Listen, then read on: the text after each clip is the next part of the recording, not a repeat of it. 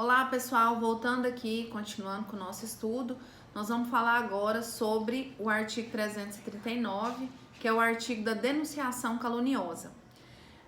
Eu quero dar uma paradinha aqui e lembrar vocês que nós já estudamos os crimes contra a honra e lá nós temos o crime da calúnia, que seria o quê? Imputar falsamente um crime a alguém. Ou seja, eu sei que alguém não praticou aquele crime, mas eu falo que esse alguém praticou o crime, ou então eu sei que o crime aconteceu, mas não foi esse alguém que praticou e eu imputo a autoria a ele. Então isso é um crime contra a honra, né? Tá lá no crime de calúnia. Esse denunciação caluniosa aqui do 339, ele é um pouco diferente. Por quê? Vamos ler o tipo penal.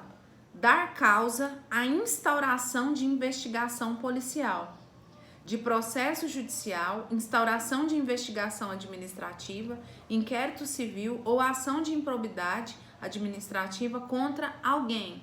Grifem esse alguém aí, tá? Imputando-lhe crime de que o sabe inocente. Parágrafo 1º. A pena é aumentada de sexta parte se o agente se serve de anonimato ou de nome suposto. Parágrafo 2º, a pena é diminuída de metade se a imputação é de prática de contravenção, né? Então, nós temos o parágrafo 1º, que é a majorante de pena, e o parágrafo 2º, que é minorante. Um vai aumentar, o primeiro vai aumentar, e o segundo vai diminuir, né? Bem, quando fala aí no tipo penal dar causa à instauração de investigação policial, dar causa é a mesma coisa que provocar, né? Então, aqui o sujeito ativo, ele vai impulsionar de forma inútil e criminosa, né, um crime a alguém, que eu pedi para vocês grifarem aí, e esse alguém tem que ser uma pessoa determinada. Então, vai ser a Michele de Souza, ao José da Silva, tá? Então, o sujeito ativo, por exemplo, ele vai na delegacia, sabe que o José não praticou crime nenhum. Ele vai lá e fala, ó, o José da Silva, aquele que faz o 8º/9º período lá na faculdade Unibras, ele que é o autor do crime de homicídio contra o fulano de tal, que foi morto no dia tal, inclusive encontraram o corpo dele às margens do rio tal. Então, é essa situação. Aqui, com a instauração de alguma diligência, né, que vai configurar o crime, tá? De denunciação caluniosa. Então, a Michele me mandou uma perguntinha falando, Ana Flávia, o que seria essa pessoa determinada aqui, que tá falando aqui no material que eu enviei para vocês? Quando o tipo penal fala contra alguém, que eu pedi para vocês grifarem, esse alguém, ele tem que ser alguém determinado. Então, foi o José da Silva, tá? E o sujeito que foi lá na delegacia e falou que foi o José da Silva que praticou o crime X, ele sabia que o José da Silva era inocente. E com essa informação que foi dada, a autoridade policial iniciou uma diligência, né, para dar início aí às investigações. Então, configurou-se o quê? O crime, porque o José da Silva é inocente, tá? Bem, então esse tipo penal aqui, ele pune a conduta daquele que provoca, né, direta ou indiretamente, a instauração de procedimento oficial. Qual o procedimento? Os procedimentos descritos no próprio tipo penal, que seria a investigação policial, o processo judicial, a instauração de investigação administrativa, o inquérito civil ou a ação de improbidade administrativa, tá? Então, desde que provoque a instauração de algum desses procedimentos aqui, né, está configurado o crime da denunciação caluniosa. Esse crime, ele não admite a modalidade culposa, somente a modalidade dolosa, então o elemento subjetivo aí é o dolo, né? Ele se consuma com o início das diligências investigativas, então quando é realizado o primeiro ato de diligência, o crime já está consumado. A tentativa é admissível somente na modalidade escrita, né? Nas outras modalidades não. Por ser um crime que pode ser praticado por meio de execução livre, né, por vários meios de execução, pode ser via oral, por escrito, né, Se for na forma oral, não admite tentativa, porque a partir do momento que o sujeito ativo fala e dá início às investigações, o crime já está consumado, né? Mas na forma escrita, né, pode ser que essa carta se desvie, né, por circunstâncias alheias à vontade do agente, né, do sujeito ativo, essa informação não chega ao conhecimento da autoridade. Então, a tentativa é admissível na modalidade de carta, tá?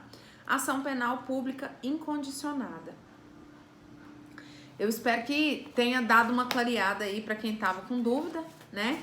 E só finalizando aqui esse artigo, ação penal é pública incondicionada, como eu falei, e seria de competência da Justiça Federal na situação de servidor federal e quando o delito falsamente imputado foi apurado pela Justiça Federal, ok? Eu espero que tenha dado uma clareada aí para vocês. Não vão confundir denunciação caluniosa com calúnia, não tem nada a ver, tá? Vamos lá. Aí nós temos um outro artigo na sequência que seria o artigo da comunicação falsa de crime ou de contravenção. Lembrando que lá no artigo da denunciação caluniosa, no parágrafo 1º que eu pulei, agora eu tô voltando aqui, ele aumenta a pena de sexta parte se o agente se serve de anonimato ou de nome suposto, ou seja, a pessoa, o sujeito ativo, não se identificou, né? Ou então utilizou um nome fictício, um nome falso. Então a pena vai ser aumentada. E no parágrafo 2º, diminui a pena se a prática do crime imputado for uma contravenção penal, tá? Então, se alguém foi na delegacia, provocou lá a instauração de uma investigação criminal, da prática de uma contravenção e não crime, se foi contravenção, a pena é diminuída de metade. Se foi crime, é a pena do caput, que é de 2 a 8 anos, tá? Agora sim, vamos falar do 340. Comunicação falsa de crime ou de contravenção. O tipo penal do 340, ele fala provocar a ação da autoridade comunicando-lhe a ocorrência de crime ou de contravenção que sabe não se ter verificado. Detenção de 1 a 6 meses ou multa. O que é isso aqui, gente? Esse crime aqui da comunicação falsa, de crime ou contravenção, ele é diferente da denunciação caluniosa, porque no próprio caput ele já traz a situação de crime e de contravenção. Então aqui, essa comunicação de algo que não aconteceu, de um crime que não existiu, né? Ela pode ser feita por escrito, de forma verbal, pode ser por telefone. É aquela situação que a gente conhece muito, que é o famoso trote, né? Então, a pessoa se utiliza do telefone, liga lá na delegacia e fala que aconteceu um crime X em tal lugar. E a polícia se desloca, né? Entra lá uma equipe, entra na viatura, gastando combustível, tempo, que poderia estar investigando outra coisa. Chega no local, não tem crime nenhum. Que crime que essa pessoa praticou? Ela praticou a comunicação falsa de crime, né? Então, ela falou que estava existindo, por exemplo, um homicídio, acabado de acontecer um homicídio, ou estava acontecendo um homicídio, né? Então, ela fez uma comunicação falsa de crime. Poderia também comunicar uma contravenção, né? Tá acontecendo aqui vias de fato, por exemplo. 2 mulheres estão brigando, uma jogou um líquido no rosto da outra, enfim, né? Isso aí não é um crime. Vias de fato, é uma contravenção. Então, a polícia se desloca, vai até o local, chega lá, não tem crime, não tem vias de fato, não tem crime, não tem contravenção, não tem nada.